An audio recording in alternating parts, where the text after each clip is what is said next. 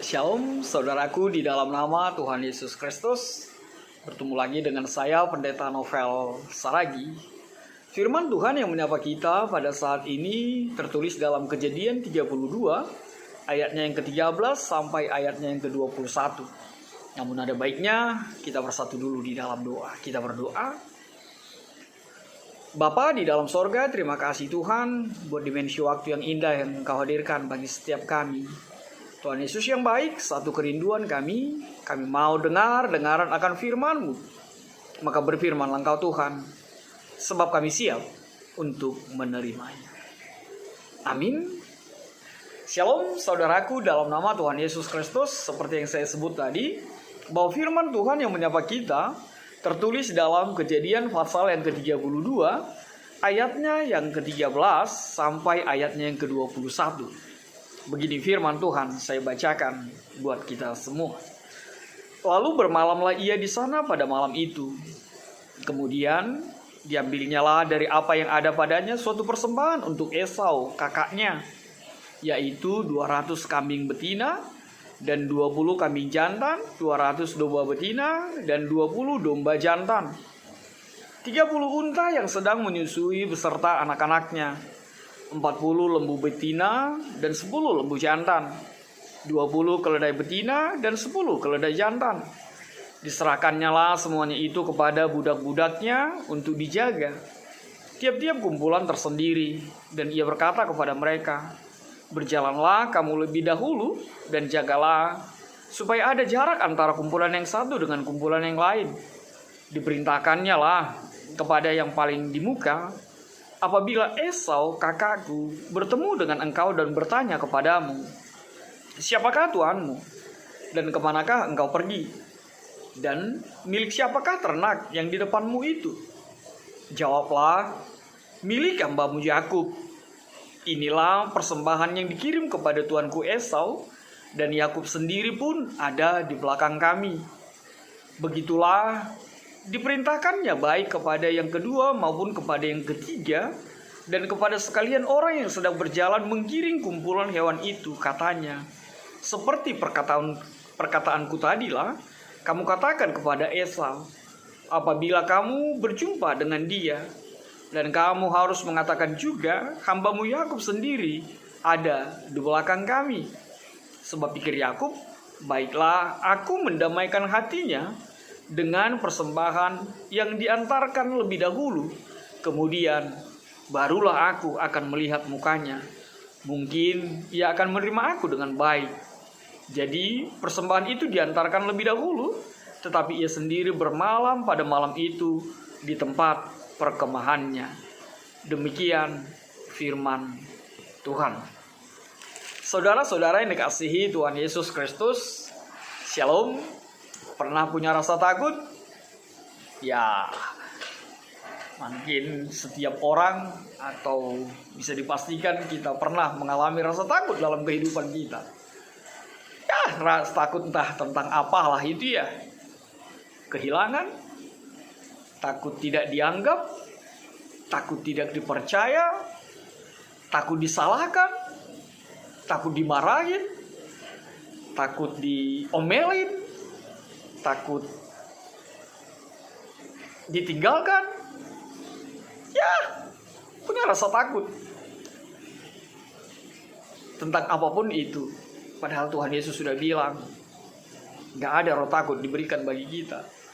Tapi benarlah, itulah manusia. Kita memang lemah, daging ini lemah, sehingga kita juga kadang punya rasa takut. Dan sebenarnya itu tidak diberkati oleh Tuhan. Tapi pernahkah kita mengalami rasa takut seperti apa yang dialami oleh Yakub di dalam perikop kita saat ini? Rasa takutnya apa? Rasa takut karena dia bertindak salah kepada abangnya Esau. Rasa takut karena dia disuruh Tuhan untuk bertemu dengan Esau. Padahal kita tahu bagaimana dia mengambil hak kesulungan itu, memakai badan berbulu. Lalu suatu ketika Tuhan menyuruhnya harus pergi dan bertemu dengan Esau. Ketakutannya begitu sangat-sangat, seperti yang kita baca dalam perikop kita saat ini. Takutnya itu luar biasa sekali. Padahal kita tahu bahwa Esau itu abangnya, Esau itu saudaranya sendiri. Tapi rasa takutnya itu luar biasa. Saudaraku, di dalam nama Tuhan Yesus Kristus, kalau takut karena kesalahan dibuat orang lain, itu mungkin gampang kita mengelakkan. Tapi memang ini rasa takut justru karena kesalahan itu dilakukan diri sendiri. Kesalahan itu justru yang melakukan adalah Yakub sendiri. Dia mempecundangi saudaranya. Dia ngakal-ngakalin Esau. Dan dia sepertinya tidak menganggap saudaranya Esau. Tapi memang benar bahwa hidup ini adalah bagaimana kita menorehkan sejarah. Bagaimana kita menggambarkan sesuatu atau menorehkan sesuatu dalam lembaran kertas, dalam perjalanan kehidupan kita. Siapa nyangka, dan mungkin juga Yakub tidak berpikir akan bertemu Esau lagi, sebab dia sudah meninggalkan Esau, lari dari kampungnya. Tapi ternyata dia harus bertemu dengan Esau. Atau mungkin pernahkah kita mengalami hal seperti itu? Bertemu dengan orang yang kita sakiti hatinya, bertemu dengan orang yang kita kecewakan, bertemu dengan orang yang mungkin kita zolimi, yang kita bully. Atau mungkin pernah membuat luka yang besar di dalam kehidupannya, lalu kita harus bertemu dengannya. Apa yang mau kita lakukan? Siapkah kita dengan situasi itu? Mungkin kita sama dengan keberadaan Yakub pada saat itu. Tapi hal yang bisa kita lihat dari kehidupan Yakub tidak lain adalah Yakub masih punya semangat untuk berbaikan. Yakub masih punya semangat untuk berbalik. Yakub masih punya semangat seperti apa yang dikatakan oleh tema kita pada saat ini, kesatuan dan damai di dalam Tuhan. Dia masih merindukan kesatuan itu, dia masih merindukan kebersamaan itu dengan saudaranya Esau. Dan kita melihat bagaimana dia menghadapi ketakutan, kegalauan, kerisauan itu.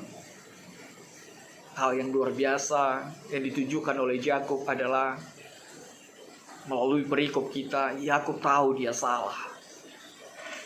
Itu hal yang terbaik. Yakub tahu dia salah. Dan biarlah itu seharusnya menjadi pengenalan diri yang indah buat kita. Kalau kita salah, minta maaf dong. Kalau kita salah jangan ngotot. Kalau kita salah, ya sudah, datangin dan katakanlah engkau salah. Kenapa harus takut? Ya, kenapa harus takut? Katakanlah dirimu benar salah. Akuilah kesilapan, akuilah dan meminta maaflah. Benar. Sekali lagi kalau kita salah, akuilah bahwa kita salah. Lain cerita barangkali kalau kita tidak salah, mungkin berat untuk mengungkapkannya, untuk mengatakannya. Tapi memang yang terbaik walaupun kita tidak salah, untuk sebuah kesatuan, untuk sebuah kedamaian, ya tetaplah meminta maaf, sebab itu akan membangunnya. Untuk juga meminta maaf akan kesalahan. Lalu apa yang kedua yang mau kita lihat di dalam kebenaran firman Tuhan ini? Di dalam situasi yang begitu ribet menurut kehidupan, menurut pikiran Yakub, Yakub tetap mengandalkan Tuhan. Dia berdoa kepada Tuhan. Dia serahkan pergumulannya itu kepada Tuhan. Dia minta petunjuk Tuhan menghadapi pergumulan itu, menghadapi situasi itu. Sebab di sanalah kekuatan Yakub. Sebab di sanalah kekuatan kita. Untuk setiap ketakutan di tengah-tengah kehidupan kita, mintalah petunjuk Tuhan, mintalah bimbingan Tuhan, mintalah tuntunan tangan Tuhan yang mengarahkanmu, yang memberi kekuatan kepadamu. Bahkan ketika ketakutan virus corona yang pada saat ini begitu menghantui dalam kehidupan kita, mintalah tuntunan pada Tuhan, mintalah kekuatan kepada Tuhan. Sebab kita tahu, sampai saat ini obatnya pun tidak jelas. Yang ada hanyalah bungkus maut oleh Roh Kudus dalam kehidupanmu. Lakukanlah protokol kesehatan itu. Jangan pergi kemana-mana kalau tidak penting. Jagalah kesehatan. Perkuatlah imanmu. Makanlah vitamin dan lain sebagainya. Yakub berdoa kepada Tuhan. Lalu apa yang ketiga yang dikatakan atau yang dilakukan oleh Yakub? Yakub, ya mungkin bagi kita ini adalah seperti sogokan ya. Tapi begitulah caranya meminta maaf itu. Dia mengatakan kepada budaknya untuk memberikan persembahan. Seperti apa yang kita baca tadi. 200 kambing betina, 20 kambing jantan, 200 domba betina, 20 domba jantan, 30 unta, dan sebagainya, dan sebagainya. Artinya apa? Yakub mencoba untuk melunakkan hati Esau. Sebab Yakub memahami tidak gampang, dikhianati tidak gampang, dipecundangi tidak gampang, diambil hak kesulungannya. Lalu Yakub mencoba untuk melunakkan hati Esau. Saudaraku, kalau ada orang yang lagi panas, kalau ada orang yang lagi geram, kalau ada orang yang lagi menahan marahnya buatmu, tak selamanya harus hari itu diselesaikan. Tak selamanya di saat marah, di situ juga memberi penjelasan. Carilah waktu terbaik, cooling down, hati tenang dulu, hati nyaman dulu, barulah cobalah untuk melunakkan hatinya. Mungkin ada yang bertengkar dengan pasangannya, mungkin ada yang bertengkar dengan temannya, mungkin ada yang beda pendapat dengan bosnya, mungkin ada yang tidak sejalan dengan orang tuanya untuk sebuah pilihan. Jangan pakai ilmu, di sana marah, di sana menjelaskan. Cooling down lah. Carilah waktu yang baik. Carilah waktu yang tepat. Lalu nyatakanlah bahwa sepertinya seperti ini. Aku tadi tidak menemukannya. Aku sudah periksa. Ternyata memang tidak ada. Kalau menurutmu seperti ini, ya bla bla bla. Aku ternyata salah. Kemarin itu seharusnya begini. Aku ternyata tidak seperti yang kamu harapkan. Ternyata seperti ini. Tapi kan seperti ininya harusnya. Kira-kira seperti itu. Yakub hidup di dalam ketiga hal itu. Dia mencoba untuk melunakkan hati Yakub. Esau. Dia mencoba untuk melakukan itu. Dan itulah kehidupan orang beriman itu. Dan itulah kehidupan orang yang diberkati Tuhan. Tidak mau bahwa suasana itu akan gersang. Tidak mau suasana itu akan tetap hancur. Tidak mau suasana itu tidak damai. Tidak ada sukacita, tidak ada kesatuan. Tapi Yakub mau bersatu. Tapi Yakub mau semuanya menjadi baik dan berbaikan. Sehingga dia menghadiahkan persembahan itu kepada Esau. Dan Yakub yang terakhir dikatakan, benarlah dia memang piawai dalam hal itu. Disuruhnya lebih dahulu persembahan itu. Disuruhnya lebih dahulu persembahan itu, lalu dia di belakang. Makanya ketika ditanyakan, nanti kalau ditanya sebagai ini, katakanlah siapa ini punya siapa? Katakanlah milik hambamu Yakub. Inilah persembahan yang dikirim kepada tuanku Esau, dan Yakub sendiri pun ada di belakang kami gitu. Memang agak menggelikan ya. Tapi ya, saya pikir Yakub cukup bijak. Dia tidak mau melakukan sesuatu yang konyol. Dia tetap di dalam triknya. Dia tetap di dalam langkah-langkahnya.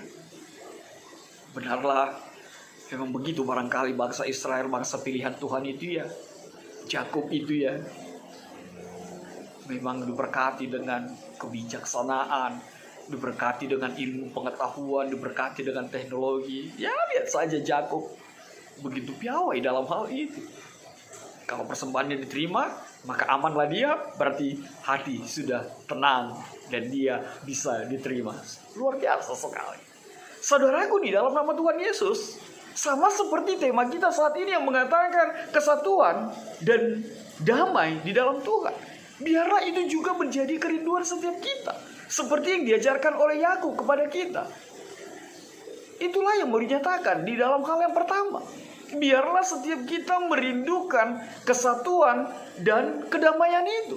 Dan jangan biarkan kesatuan dan kedamaian itu hanya sebuah kerinduan, tapi harus dilakukan, harus dikerjakan. Sama seperti Yakub, tidak hanya bermimpi, tidak hanya menginginkan, tidak hanya merindukan, tapi dia melakukan hal-hal yang bisa menjadikan sebuah kesatuan, sebuah kedamaian di tengah-tengah kehidupannya. Itulah pribadi yang kasih Tuhan dalam kehidupan kita. Lalu apa yang kedua yang mau dinyatakan dalam kebenaran firman Tuhan ini?